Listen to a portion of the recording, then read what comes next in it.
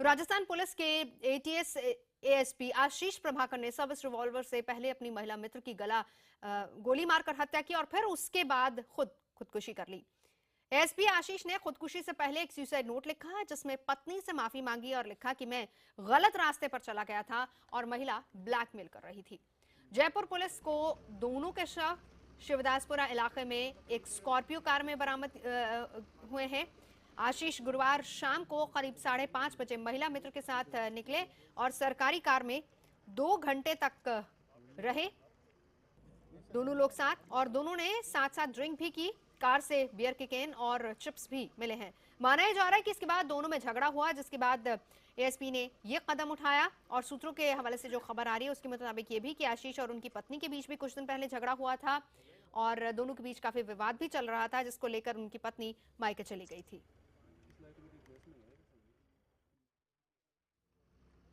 किसी महिला के साथ कुछ हो गया है, बॉडी पड़ी। तो उस इत्तला पर पहले चवार सर्किल और उधर के सभी एसओचओस ढूंढ रहे थे। सभी को कहा गया था कि देखें, एग्जैक्ट लोकेशन बताई नहीं थी, रफ सी लोकेशन थी, जगतपुरा रोड पर है।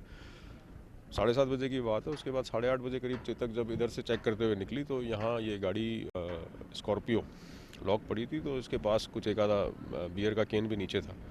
उनको रूटीन में उतर के उन्होंने चेक किया, अंदर देखा तो अंदर एक पुरुष और एक महिला की डेड बॉडी नजर आ रही थी।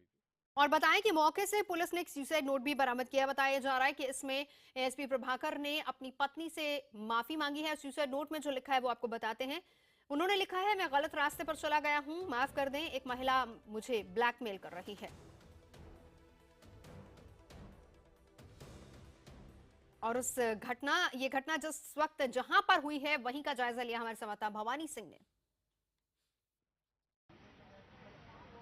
राजस्थान एटीएस के एएसपी आशीष प्रभाकर ने एक युवती को गोली मारने के बाद में खुद ने भी गोली मारकर खुदकुशी कर ली।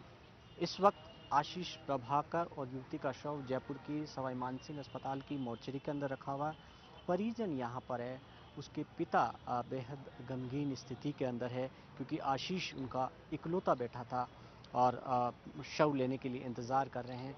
पुलिस के अधिकारी मौके पर हैं और पूछताछ कर रहे हैं कि आखिर विवाद की वजह क्या रही, क्योंकि आशीष ने कोई खुद से पहले एक सुसाइड लेटर लिखा था जिसमें युवती को जिम्मेदार बताया था। युवती के परिजन, उसकी दोनों बहनें हैं और उसके जीजा है, वो भी यहाँ पर आए हुए हैं और यहाँ पर वो भी अपनी बहन के शव लेने का इंतज़ार कर रहे हैं। पुलिस ने उनसे पूछताछ की दोनों से कि आशीष और युवती के संबंध कितने पुराने थे और वजह क्या रही, क्योंकि आशीष ने जो सुसाइड लेटर लिखा उसमें साफ तौर पर लिखा युवती उसे ब्लैकमेल कर रही थी।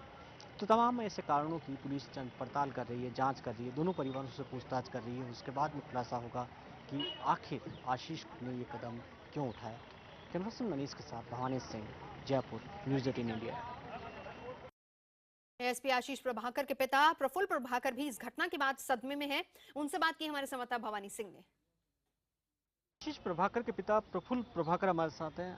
प्रफुल्ल जी, बड़े अफसोस है आशीष जी के साथ जो जैसा हुआ, आपने अपना बेटा खो दिया। यहाँ दुखद तो है पूरे परिवार के लिए है, आशीष के बच्चों के लिए है और जो एक नई पीढ़ी आशीष के बच्चों की तैयार हो रही थी उसके लिए तो बहुत ज़्यादा दुखद है। हम तो क्या है, काफ़ी बड़ी एज में आ गए हैं तो इस दुख को सहन कर सकते हैं, कोशिश करेंगे कि सहन करें, लेकिन उन बच्चों का क्या है। पत्नी को खासतौर पर उनके सामने पत्नी भी है ना, तो बहुत कठिन है। और हमारा जीवन कितना लंबा हो सकता है।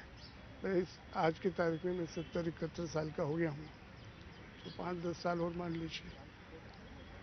इस तरह का बहुत दुखद प्रसंग हुआ है। आपसे कभी उन्होंने शेयर किया अपनी जो प्रॉब्लम को लेकर? नहीं, ऐसी कभी कोई बात नहीं थी। अभी एक शेयर कर लेते तो ज़्यादा अच्छा रहता, हम उनको समझाते। यही तो एक कमी रह गई कि वो हमें कुछ बता नहीं पाए। उनके बारे में कभी जिन संबंधों की बात की जा रही, कभी कोई सामने, कभी वो लड़की आई हो परिवार में, कभी मिलना, कभी ऐसा? नहीं, हम तो कभी मिले नहीं, इससे पूर्व ऐसी कोई जानकारी भी नहीं है ना।